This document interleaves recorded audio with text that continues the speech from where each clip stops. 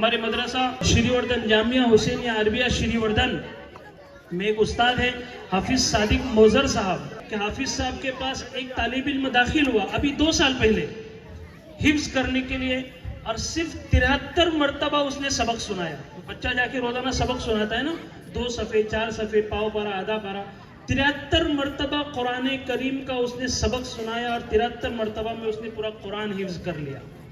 सिर्फ 2.5 महीने के अरसे में, 2.5 से 3 महीने के अरसे में उस बच्चे ने कुरान करीम हिफ्ज कर लिया। अल्लामा रफ़ी उस्मानी साहब की एक किताब है, बहुत ही ज़बरदस्त किताब है, मुस्लिम शरीफ की शरह उन्होंने लिखी है, फतहुल मुल्हिम अला शरह मुस्लिम। हमारे उलमाए किराम इसको जानते हैं। अल्लामा रफ़ी उस्मानी साहब ने उसके अंदर एक वाक़या लिखा है कि हमारे इस हिंदुस्तान के अंदर ऐसे बुजुर्ग भी आकर गए हैं कि एक बुजुर्ग का नाम उन्होंने लिखा है हज़रत मौलाना शाबान साहब उनका नाम था। किसी गांव के अंदर वो चले गए, रमज़ान का महीना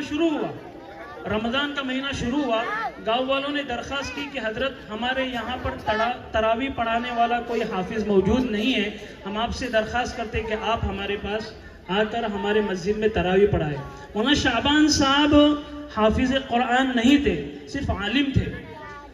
लिखा है मौलाना रफ़ी उस्मानी साहब ने कि मौलाना शाबान साहब को जब एक दिन पहले उन्होंने गांव वालों ने कहा कि तुम कुरान हमारे यहाँ पर तरावी में सुनाओ, मौलाना शाबान साहब ने अल्लाह से दुआ की कि अल्लाह ये गांव वाले मुझसे नमाज पढ़ाने के लिए, तरावी पढ़ाने के लिए कहते मैं हाफिज नहीं हूँ, तू मुझे कुरान याद करवा दे।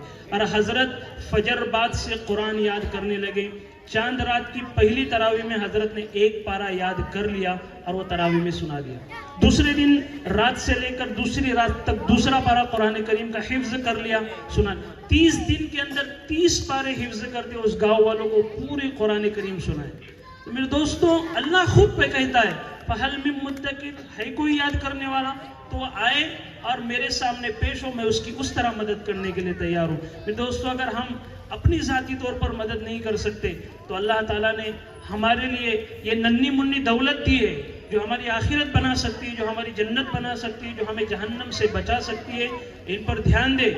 हमारे उलमा इकराम, खासकर हज़रत मौलाना अरशद मदनी साहब उम्मत के नाम एक पैगाम हर बयान में छोड़ते कि लोगों एक वक्त भूखे रहो लेकिन अपने बच्चों को दीन की तालीम दो, अपने बच्चों को दीन की तालीम दो, वरना हमारे एशिया का खासकर हिंदुस्तान का वो माहौल बनाने की कोशिश की जा रही है कि कल हमारे बच्चे कलमा पढ़ने के लिए तरसे लेकिन इनको कोई कलमा सिखाने वाला भी नहीं हो। ये हमारी जिम्मेदारियां हैं इस्लाम को बचाने की, इस्लाम की तालीमात को बचाने की। किस तरह अल्लाह के रसूल सल्लल्लाहु अलैहि वसल्लम ने कुर्बानियाँ पेश किए हम तक ये इस्लाम पहुँचाने के लिए, हम इसका तसव्वुर नहीं कर सकते।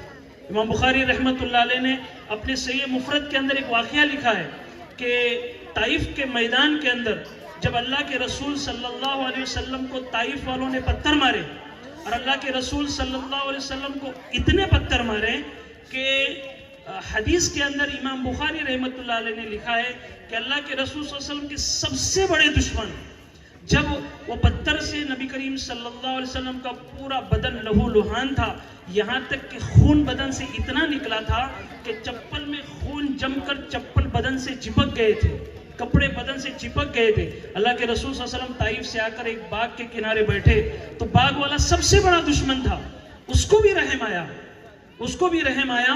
वो अपने बाग में गया, चंद अंगूरें निकाला, चंद अंगूरों का खोशा निकाला, उसका रस निकाला और अपने गुलाम से कहा जा मोहम्मद को जाकर पिला दो। इमाम बुखारी रहमतुल्लाह अलैह ने लिखा है कि इतनी तकलीफ दी गई कि पूरे ताइफ वालों ने अल्लाह के रसूल को चारों तरफ से घेरा था और चारों तरफ से घेरने के बाद चारों तरफ से पत्थर मारे जा रहे थे। अल्लाह के रसूल सल्लल्लाहु अलैहि वसल्लम ने ताइफ वालों से ये नहीं कहा क्या है ताइफ वालों मुझ पर पत्थर ना बरसाओ। अल्लाह के रसूल सल्लल्लाहु अलैहि वसल्लम ने उनसे एक दरखास्त की, ताइफ वालों तुम मुझ पर पत्थर बरसाओ, 3 जानिब से बरसाओ, एक जानिब से मेरे लिए खुला रखो, एक जानिब से मैं तुम्हारे सामने इस्लाम की दावत पहुंचाऊंगा, तुम मेरी बातों को सुनो, अल्लाह तुम्हें जहन्नम से बचाकर जन्नत में डालेगा। इतनी तकलीफ मेरे और आपके हबीब ने हम तक ये दीन पहुंचाने के लिए मेरे दोस्तों बर्दाश्त की है।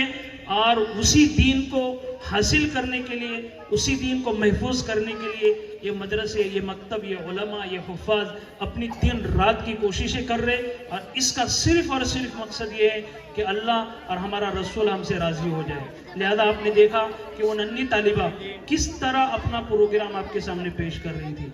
अगर हमने अपने बच्चों पर भी रोज़ाना इस तरह की मेहनत की, यकीनन हमारे तलबा के अंदर भी वो सलाहियत है, हमारे बच्चों के अंदर भी वो सलाहियत है कि वो बच्चे कुरान हिफ्ज़ करने और हदीस मुबारका हिफ्ज़ करने की सलाहियत रखते और दीन का दाई बनने की सलाहियत रखते।